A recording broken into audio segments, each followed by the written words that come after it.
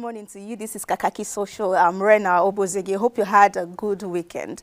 Now, members of the Nigerian Senate have donated their December salaries to assist with the medical and other expenses of those that were affected by last Sunday drone attack in Tundunbiri in Kaduna State. Now, Deputy Senate President Barau Jibril revealed this during a visit to Kaduna to condole with the state government as well as the communities. So their salaries, they say it is ₦1 million each, and for the 109 of them, that means that they would be donating 109 million naira at the end of December to condole with the visit. Let's listen to them before we come for reactions.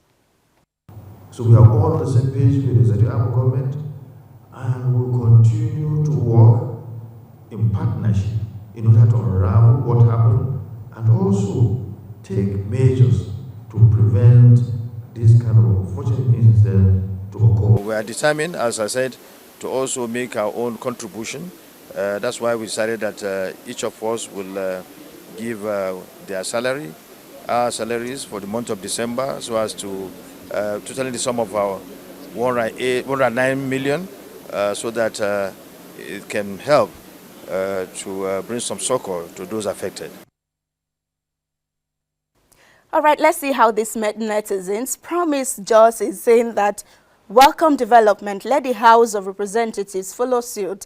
After all, December come with double salary. The 13 months prior, so email box alert will still drop. Okay, whatever that means. Mario says, nice, but sack the head of that operation. That's how it's supposed to be done so that such won't repeat itself. Also in reaction, Wisdom Hill says, I pity those people over there. Nothing will reach them. They will share 10K for each of them, or probably give them some measures of rice, and everything will die down. Somebody will cash out seriously from this whole thing. How are you very sure, Mario? Then let's see what happens, whether the beneficiaries will come out to tell us how much they actually got for what, and then if their bills were actually sorted as it should be at the hospital.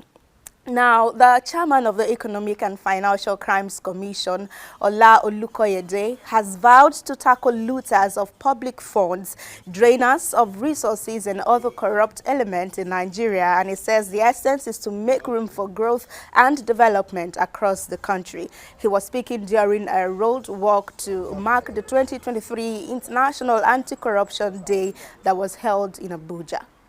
We're in the era of new budget. I can assure you, my people, we have sent word to all the gatekeepers of our finances in Nigeria that we are going to work with them. Every kobo that is released, we will trail it, we will track it, and we will monitor it.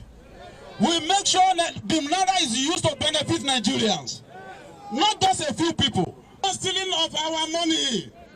And we are sending a message to the countries that are the ones keeping our loot. All the international community, we are going to come after you, we will collect our money back. That's right. Those who are keeping our loot are more corrupt than us. That's right. When money is taken from Nigeria, is taken abroad. They receive the money and they sit on it. Are they not more corrupt? Yeah. All right, that's the EFCC boss right there. Official Skies is responding to this, and he says propaganda in capital letter. He says all you do is jump the fences and oppress the poor masses trying to survive, whereas you dine and wine with the looters. Shaking my head. This user on Instagram says it's initial gra-gra, but for Joe Boss, it says EFCC has existed for over a decade. By now, you should be telling us what you have done about corruption and not what you will do, because it is obvious there is nothing to show except chasing Yahoo boys. Also in reaction, Big Doll says, I hope this won't only apply to non-politicians. And in another reaction, yeah, we're supposed to have a reaction, if you could just juggle a bit. Okay, so let's continue to have more stories. Now, at this point, the Vice President, Kasim Shettima, okay, so this user is saying that charity begins at home. Start from those stashing the loot abroad. The funds don't have wings. Plug the exits and prosecute the looters. No sacred cows. All right, then, so let's see. So Vice President Kashim Shettima has reassured Nigerians that every one of us and every part of the country will be made to feel the impact of his boss, President Bola Ahmed Tinubu. Now, he says it is necessary because it's only through peace this administration's quest for development can be achieved while ensuring peaceful coexistence. Now, netizens have begun to wonder, like, hey, what do you mean, sir? Like, what impact? Is it the top to bottom kind of change or something? Because, I mean, when they say impact, so we're supposed to say, okay, okay, but then it's not looking like that on the social media. Louisa is saying, sir, what does feel the impact mean? Would this be in addition to the existing and ongoing sovereign bestowed on all and sundry? Simon says, tell us whether positive or negative. Previously, they said change, and we did not ask what sort. And then for Flora, it says, God, I beg, oh, please make my interpretation of this be wrong, oh, because if we feel and pass the way we don't feel and reach, some of us go enter coma.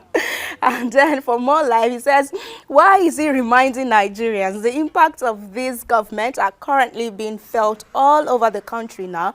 More people are losing their jobs because more and more companies are shutting down. Exchange rates are at an all-time high and inflation is already hitting the roof. Now, talking about inflation and more companies rather leaving the country, President Tinubu had a meeting on Thursday or so, and he was asking them to kindly remain in Nigeria, promising that the atmosphere will be safe enough for businesses moving forward. Let's just have a part of what he said while he was playing host. And he says, we are very focused on resolving all investment-related issues. There is no bottleneck that is too difficult for us to remove in a determined march towards making Nigeria the African haven for large-scale investment in all key sectors. And he says, we need each other. Let's bring you in at this point. For Adewale, he says, it's not about begging, but acting right. It's really sad to see them living as it's a slap on our image. President Tinubu should work on making the environment friendly for citizens and experts for businesses to thrive.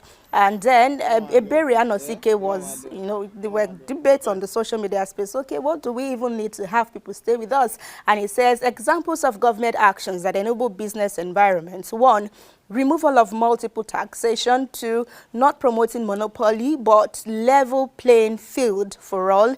3, not granting tax or customs waiver for selected companies. And then 4, no overlap of oversight by regulatory agencies. 5 would be avoidance of trade policy that supports cheap import at expense of locally made agent goods. And then 6 would be no policy reversals or rapidly changing regulatory requirement. And then he explained further in the next and final slide, and he says, here are 5 mini requirement for a foreign business to thrive here: affordable energy to lower production costs, security, enabling business environment, accessible and stable forex, rule of law. You can't get justice from judiciary, and corruption is pervasive. And it says there is no beg. So the president is being told you don't have to beg, do the needful, and everyone would want to remain with you. So yes, that's how we call it a day today on Kakaaki Social. I'll see you again tomorrow. Thank you so much for being a part of today. Good morning to you both.